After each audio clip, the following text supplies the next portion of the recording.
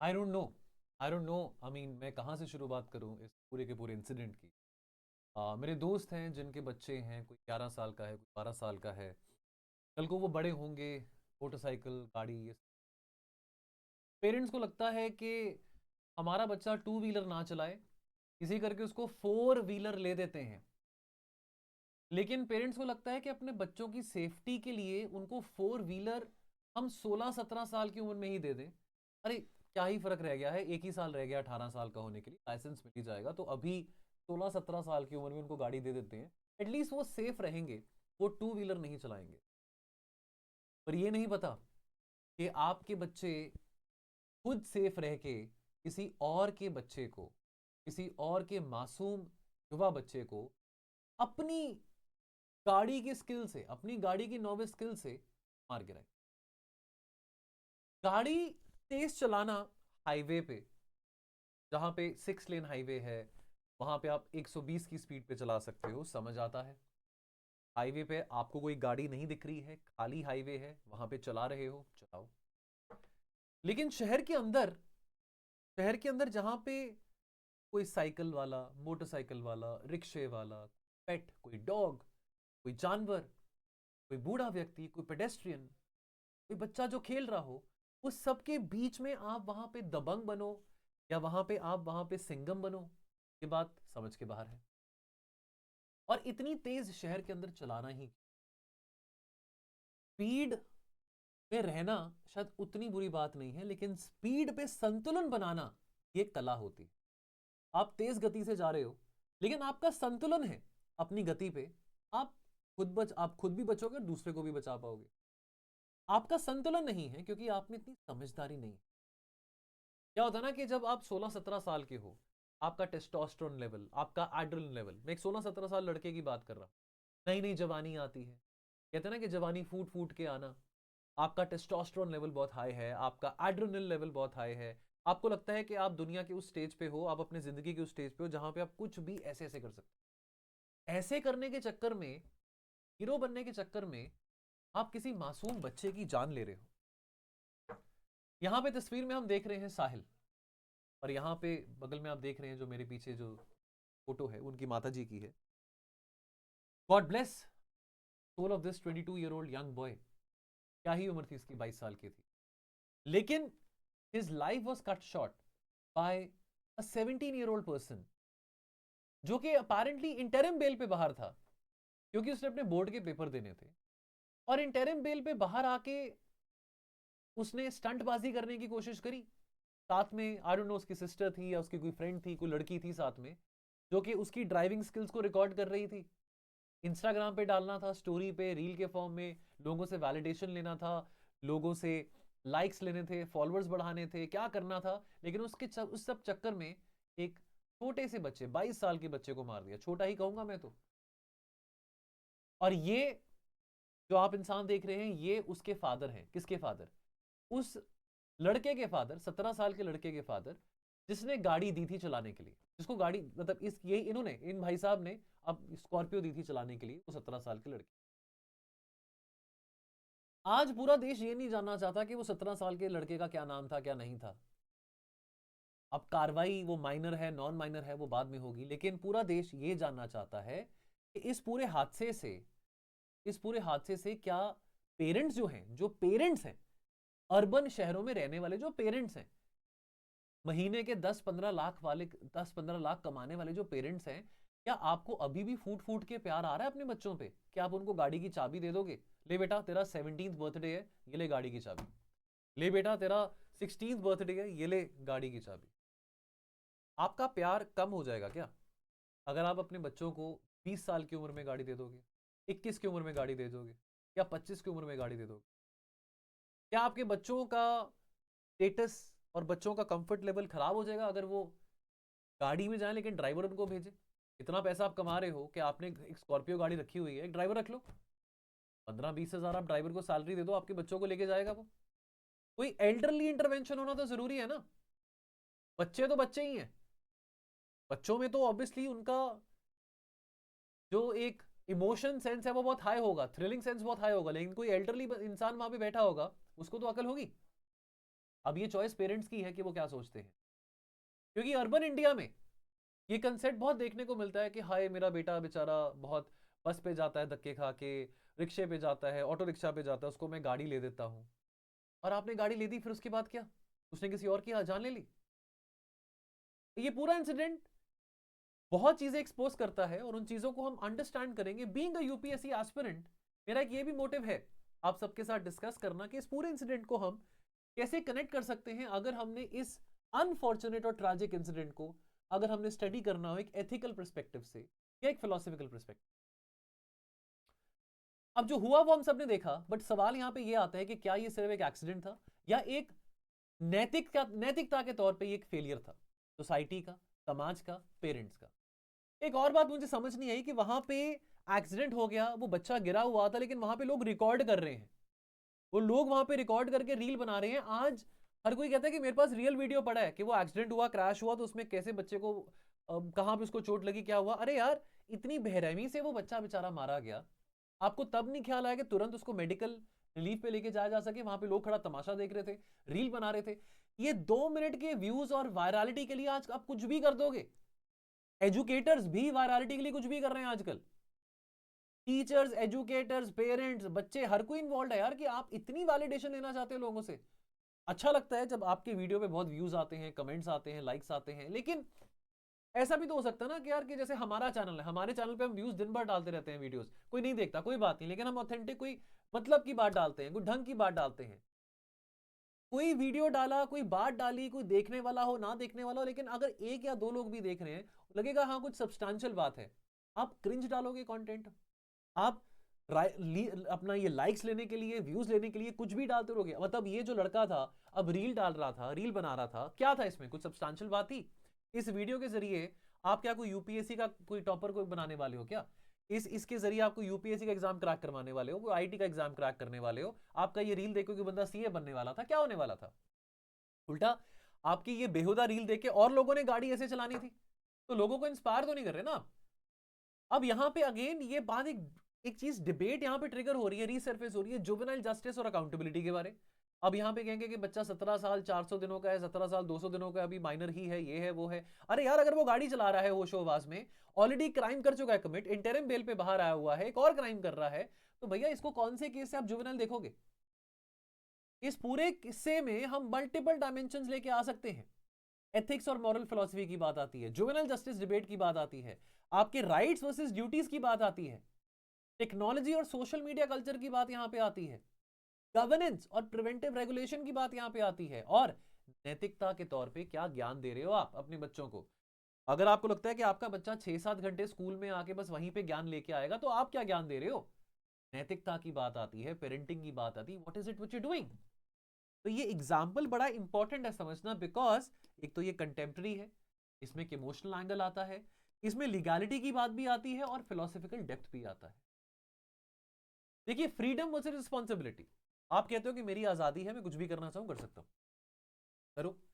आपकी आजादी है, आप मोटरसाइकिल चलाओ, आप ट्रक चलाओ, मेरी तरफ से आप एरोप्लेन चलाओ, मेरी तरफ से आप ट्रेन चलाओ, शिप चलाओ, कुछ भी चलाओ, लेकिन not really costing, not impacting और not damaging the other person. Freedom के साथ रिस्पॉन्सिबिलिटी भी आती है, with greater power comes greater responsibility. Driving is freedom, okay, but driving also requires an application of mind, requires maturity. Why do we say कि drink करके गाड़ी मत चलाओ? नशा करके, ड्रिंक करके, दारू पी के आप गाड़ी चला रहे हो तो आप सेंसेस में नहीं हो ना भैया। नोबडी सेइंग कि आप ड्रिंक मत करो, नोबडी सेइंग आप ड्राइविंग मत करो, मिक्स तो मत करो ना ड्रिंक एंड ड्राइव। या ड्राइविंग कर रहे हो विदाउट मेच्योरिटी, चाहे आपने कोई नशा नहीं भी किया हुआ, लेकिन आपको नशा रील का है, नशा आपको व्यूज का है, नशा आपको ऑब्सेशन, आपको लाइक्स लेने का है, तो मेच्योरिटी तो नहीं हुई ना वो। चाहे आप फिर 17 साल के हो, चाहे आप 37 साल के हो, चाहे आप 50 साल के हो। अंडर एज ड्राइविंग क्या रिफ्लेक्ट करता है कि आप लिबर्टी को मिसयूज कर रहे हो। हम फ्रीडम को सेलिब्रेट करते हैं, फाइन, लेकिन फ्रीडम को सेलिब्रेट करते करते हम अपनी रिस्पॉन्सिबिलिटी को क्यों नेग्लेक्ट करते हैं? फ्रीडम, यहां पे कुछ कोटेशंस मेरे को याद आती हैं जो कि एसे के थीम में भी फिट होती हैं, जो कि रिपीटेटिवली कई बार हमने कोट्स डिस्कस करी हैं। Freedom is not worth having if it does not include the freedom to make mistakes. तो आप फ्रीडम आपके पास है, लेकिन आप फ्रीडम आपके पास गलतियां करने की भी है, लेकिन अगर उसे आप सीख नहीं रहे हो, तो बार बार आप फ्रीडम का मिसयूज कर रहे हो। लिबर्टी विदाउट रिस्पॉन्सिबिलिटी क्या करेगा? Would lead to chaos. Rights and duties, दोस्त प्यारे लाडले, एक सिक्के के दो पहलू हैं। राइट्स एंड ड्यूटीज एक सिक्के के दो पहलू हैं। And power without accountability is very dangerous. आपके पास पावर है गाड़ी चलाने की, लेकिन अकाउंटेबिलिटी तो भी आपके पास है ना गाड़ी चलाने की। तो ट्रू फ्रीडम क्या करता है? ट्रू फ्रीडम रिक्वायर करता है कि आपको सेल्फ रिस्ट्रेंट दिखाना है। अब देखिए ये इंसिडेंट है, इस इंसिडेंट को हमने रिलेट अगर करें, हम इस इंसिडेंट से क्या एक्सट्रैक्ट कर सकते हैं? Modern day essay writing in UPSC demand करता है कि हम मॉडर्न डे प्रॉब्लम्स और modern day contemporary case studies को शोकेस करें, रिप्रेजेंट करें। उसको कैसे हम थोड़ा एक अट्यून करके फाइन, एक कैसे हम उसको फाइन ट्यूनिंग कर सकते हैं, उसी चीज के लिए यहाँ पे हम ब्रेनस्टॉर्मिंग कर रहे हैं, कुछ कोटेशंस को समझ रहे हैं। इंसिडेंट बहुत ट्रैजिक और अनफॉर्चुनेट इंसिडेंट था, लेकिन इसमें से क्या हम समझ पा रहे हैं, कैसे हम इसको प्रेजेंट कर सकते हैं, कैसे हम यहाँ पे कुछ चीजों को एक्सपोज कर पा रहे हैं। तो ट्रू फ्रीडम रिक्वायर करता है सेल्फ रिस्ट्रेंट। लेकिन जब आजादी, चाहे वो सोशल मीडिया का एक्सप्रेशन हो, चाहे वो ड्राइविंग हो, जब वो आजादी को आप अलग कर देते हो, सेपरेट कर देते हो रिस्पॉन्सिबिलिटी के साथ, तो वो नाश करती है, तब वो डिस्ट्रक्शन पे लेके आती है। तो मॉडर्न सोसाइटी सेलिब्रेट करता है फ्रीडम, लेकिन मॉडर्न सोसाइटी, हमारे पेरेंट्स रिस्पॉन्सिबिलिटी, नैतिकता क्यों नहीं टीच करते हैं? क्या इस बच्चे के फादर ने बोला होगा कि जो मर्जी कर?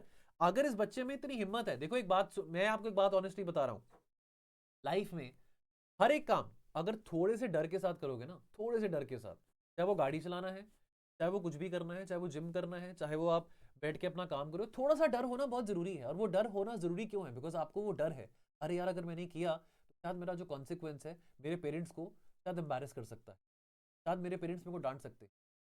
मतलब मेरे माइंड में तो बचपन से ये बात बैठी हुई है कि मेरे माइंड में मैं कुछ भी करता हूँ ना, थोड़ा सा डर रहता है, थोड़ा सा। वो डर जो है ना, वो एक तरह से करेक्टिव मेजर के तौर पे एक्ट करता है कि मेरे को ना पंगा नहीं लेना, मेरे को ज्यादा ओवर एम्बिशियस नहीं होना, मतलब मेरे को ज्यादा एडवेंचरस नहीं होना, कि भैया जान प्यारी है, ठीक है, इस समय का पंगा नहीं लेना कि भैया कुछ भी मन में आया कर दिया, अपनी जान चलेगी तो क्या हुआ, किसी और की जान चलेगी। थोड़ा सा डर होना जरूरी है। क्यों? बिकॉज हमारे पेरेंट्स ने हमको थोड़ा सा ज्ञान दिया है कि बेटा आपके पास आजादी है लेकिन रिस्पॉन्सिबिलिटी भी है। तो हमारे जो पेरेंट्स हैं वो क्या सिखा रहे हैं बच्चों को? लो, मैं देखता हूं हमारे चंडीगढ़ शहर में जो स्कूल है, बड़े बड़े स्कूल, वहां पे 13-14 साल के बच्चे वेप लेके बैठे हुए हैं, वेप लेके हुक्का पी रहे हैं, वोटेवर वो जो कहते हैं, वो वेप के साथ वो स्मोक कर रहे हैं।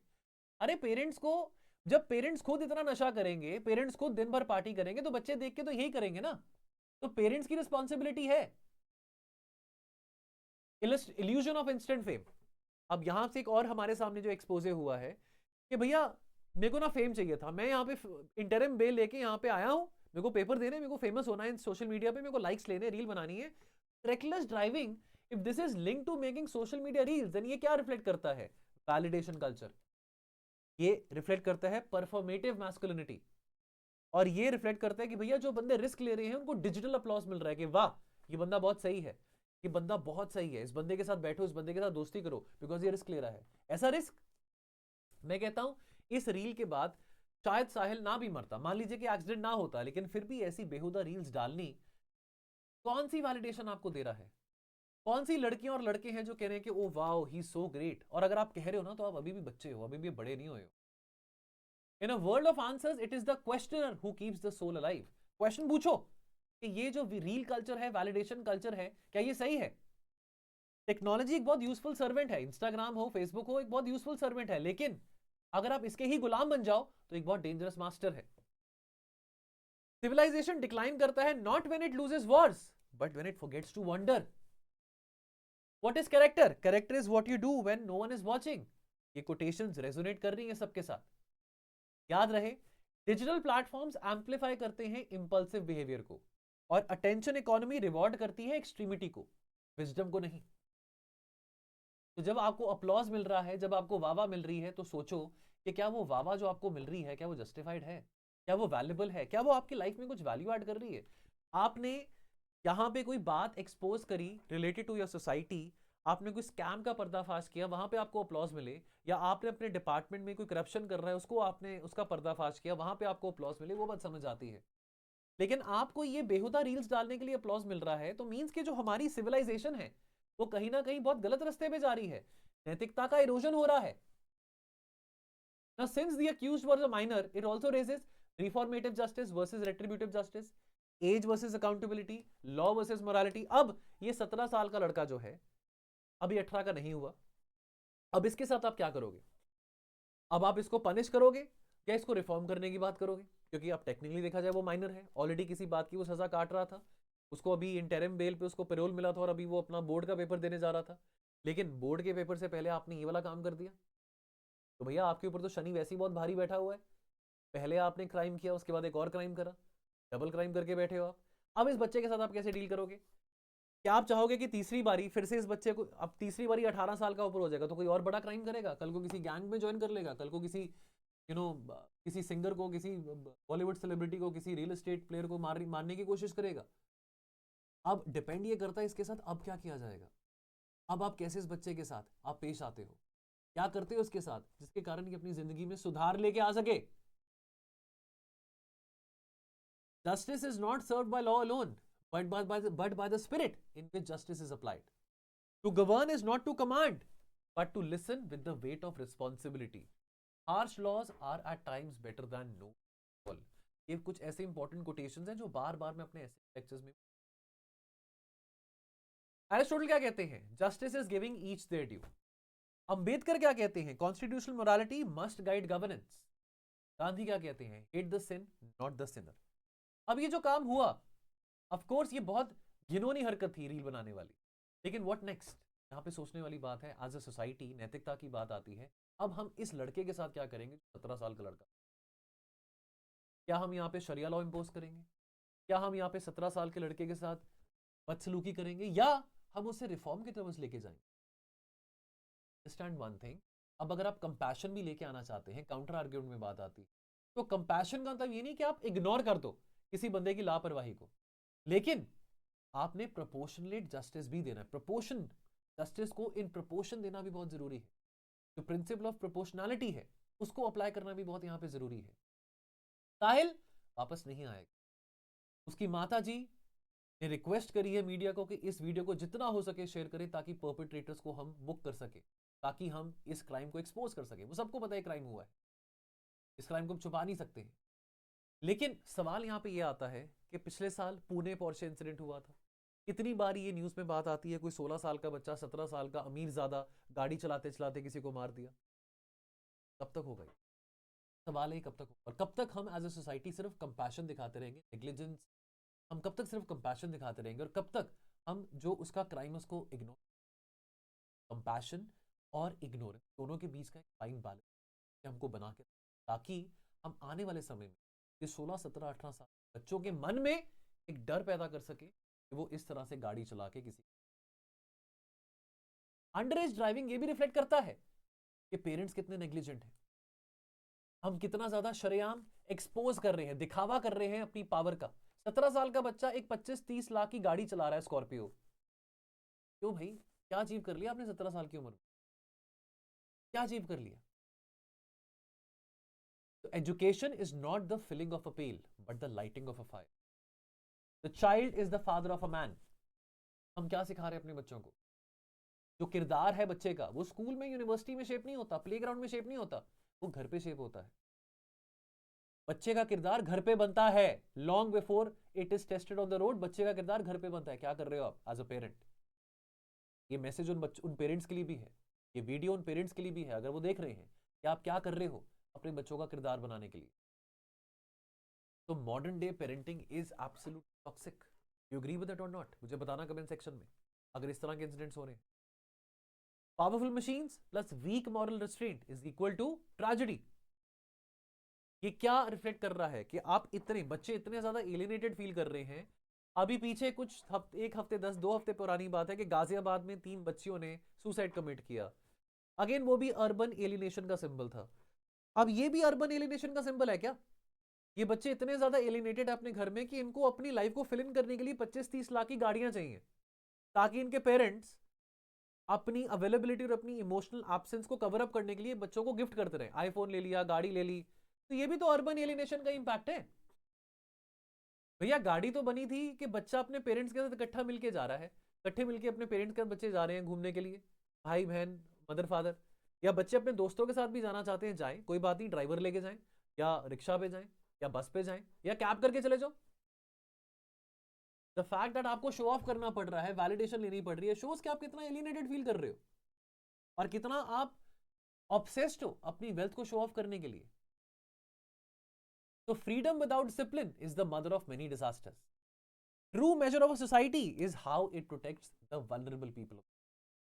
एंड टेक्नोलॉजी आपके किरदार को एम्पलीफाई कर सकती है, आपके किरदार को रिप्लेस नहीं कर सकती। लॉर्ड एक्टन का ये famous quote, power tends to corrupt and absolute power corrupts absolute. Conscience is the inner voice which warns us when no one is watching. The cost of irresponsibility is often paid by the. And I am leaving you with certain thoughts for introspection. कुछ आपको thoughts में यहाँ पे for introspection के साथ छोड़ के। गांधी जी ने क्या कहा? Self restraint is the highest form of freedom. Hobbes ने क्या कहा? Unchecked freedom leads to chaos. Immanuel Kant ने क्या कहा? Human beings must never be treated as mere means. Reckless behaviour reduces other. ये तीनों थॉट्स साथ आपको मैं छोड़ के जाना चाहता हूं कि सोचिए, ये थॉट्स को रिलेट कीजिए सिंसियरली, और इस बात का एटलीस्ट हम सब रिजॉल्व लें। अगर आप सब उस पोजीशन में आते हैं, अब नहीं तो 20 साल के बाद, कि आपके बच्चे 17 साल के 18 साल के होते हैं, प्लीज मेरी हाथ जोड़ के अपने बच्चों को हाथ जोड़ के कह रहा, 18 साल के जब तक नहीं होते हैं, मैं कहता हूं 20 साल के भी जब तक नहीं, गाड़ी, गारंटी कोई नहीं है कि आपका लड़का या आपका बेटा या बेटी कल को 25 साल के हो, 30 साल के हो तो कुछ ऐसा करें। लेकिन प्लीज अगला अगला जो इंसिडेंट है, अगला ऐसा इंसिडेंट आपका भाई, आपका पति, आपका पत्नी, आपकी बेटी, ये सब ना हो, इस बात को हमको। बाकी मैं कुछ इंपॉर्टेंट सोशल इश्यूज को ऐसे उठा के हफ्ते में एक बार डिस्कस जरूर करूंगा, ताकि इससे हम थोड़ा एथिकल और एसे लेड पर्सपेक्टिव भी गेन कर सकें। अगर आपको ये ठीक लगता है तो मुझे